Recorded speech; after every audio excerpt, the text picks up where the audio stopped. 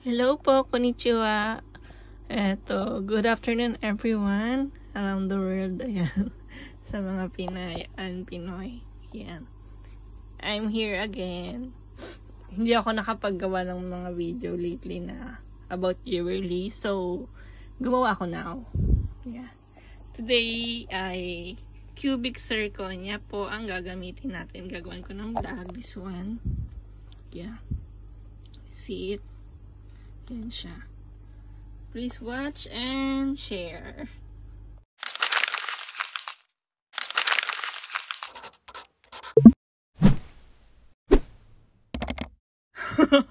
Ano ba yun? Natawa ako. Napapahikab ako. Grabe. Naka-aircon na nga ako kasi sobrang init dito sa Japan. Summer po. Now is summer. Natsu. So, it's so hot at suisugi desu. Kahit sa mga pool sa labas. Lagi kami nasa dagat ngayon lately. Pero ang init pa rin. Yung dagat, maligam-gam yung tubig. Hindi malamig. Nakakaloko ka. So, ito po. Pendant and earrings. Yan siya. Yung pakaw po dito, kiachi ba yan? Pakaw po is silicone siya na may gold. Ganyan talaga eh. Wala yung pure na ano lang, gold. Unlike Saudi gold. May silicone siya. Naghanap din ako eh. So, ang pinartner ko po is 2-cat. 1.5 grams daw to. 1.4 to something.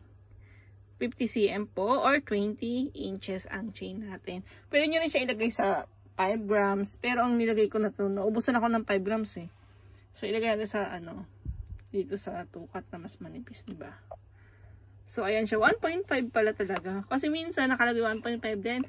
Hindi naman pala. Kaya, dinouble check ko. 1.5 siya. Ayan, nakasulat naman eh.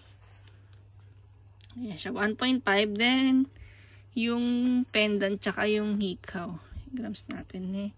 Wait po. Ayan. 1.7 kapag, ano lang, ayan. This one is 8mm. 8mm po yan. Ayan siya oh. 18K. K18. Japan gold. Cubic. Cubic is the kind of this stone. Hindi siya diamond. Kung the cubic zirconia, it's man-made. Yeah. So, hindi po siya, yung pinaka-diamond, yung pinaka-bato nito, hindi siya valuable. Wala siyang value, I mean. Kahit isang lampuin, hindi, ang masasanla lang dyan, yung gold niya. Pero yung bato, hindi siya counted. Okay. Pero, halimbawa, dahil sa sobrang taas ngayon ng gold, tsaka mga diamond, ito na yung binibili ng iba. Kung for everyday use, you know. Pero kung may budget ka, mag-diamond ka na. Opo, yun. So, i-grams natin siya ng set na. I-grams ko ng set. Pipicturean ko din ito later para ma-post ko sa aking page sa FB. So, punta na lang kayo sa aking FB page para sa iba pang detail. Details. Ayan siya. I-SS ko sana eh. Hindi ko pala ma-SS. SS is screenshot. Gusto ko sana i-screenshot habang naka-video. Hindi pala pwede. Ganyan siya. Ayan. Wait lang. Sorry. Gumilasay. Diyos ko. Ano ba yan? Kahapon naman, gumawa kami ng baby ko ng anak ko ng food niya. Kasi Yasumi ngayon dito sa Japan. Yasumi is holiday. Walang pasok sa school. Naka-summer vacation yung mga bata kasi sobrang init. Hindi kasi dito uso yung yung hatid sundo. So, for the safety ng mga kids siguro yun. Pag summer, nakabakasyon sila lahat. Ayan. Okay? So, ito siya.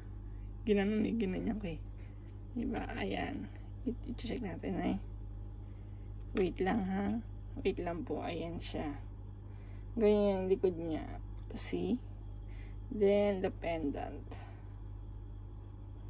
Meron akong pendant na tunagang diamond. Wait lang, hanapin ko. Pero hindi ko siya ginagamit.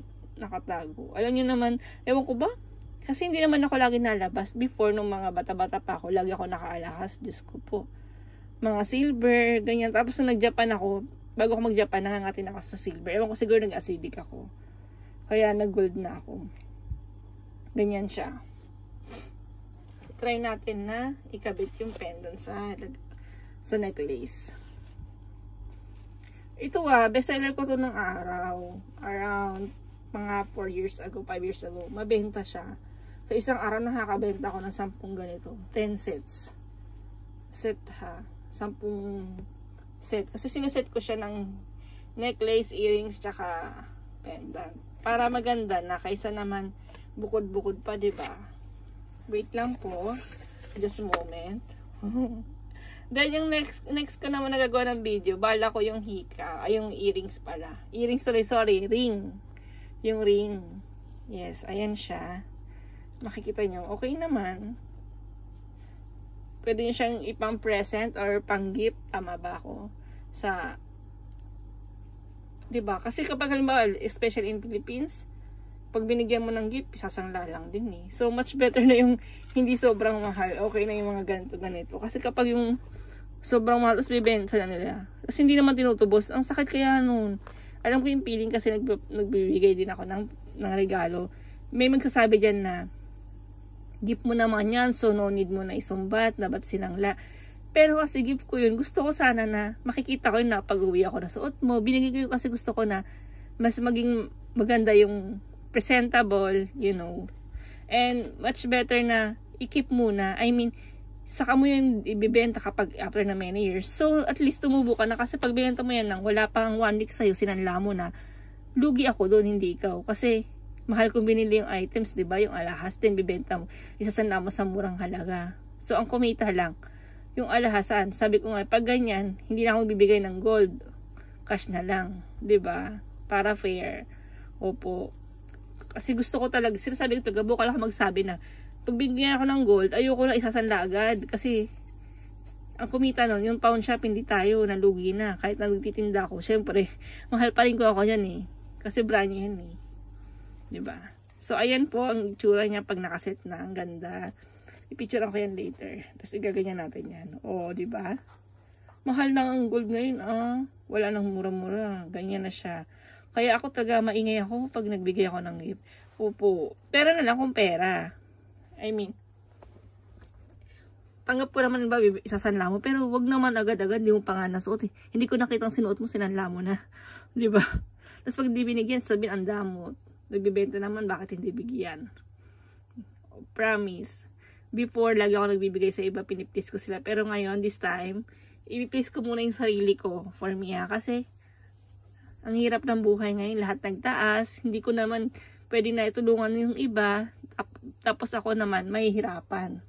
Diba? Nagkakautang-utang ako para makatulong. It's unfair. Naglabas na sama ng loob. Sorry.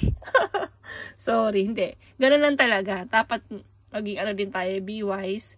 Kung tutulong tayo, much better na hindi yung tulong na monthly. I mean, mas okay na bigyan mo sila ng business. It's up to them kung anong gagawin nila. Mas maganda yung matuto sila.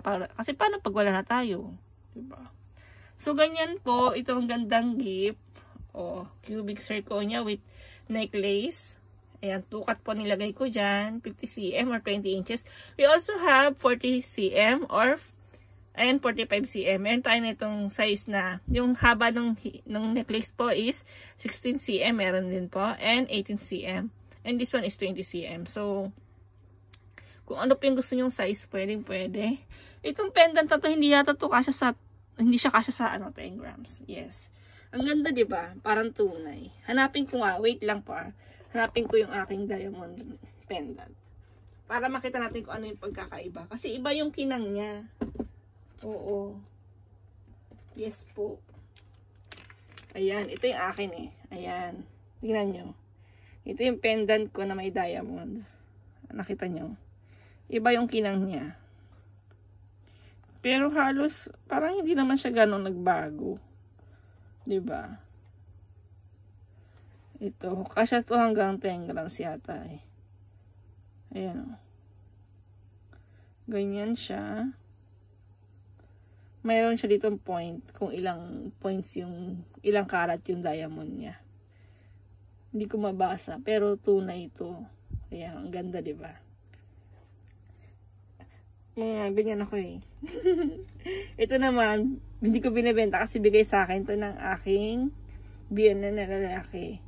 Kasi ganun dito sa yung asawa ko kasi papa niya Taiwanese. So, ano ba to? Pag nag-asawa, may binibigyan ng mga ganito, kahit sa mga drama, diba? Parang, ano ba tawag dyan? Pamana ba yung gano'n? Hindi ko mag-gets. Yan. Sabi ko, benta ko kaya to. Jade naman to. Ang ganda, diba? Parang, sui ba tawag sa Japanese? Yan. So, yan. Maganda yung mga, hindi lang gold ang kinikip ko. Meron ako mga onyx, jade, yung ano, kasi may ako sa jewelries, not only gold. Pero mas addict ako sa gold. Oo, sa yellow gold.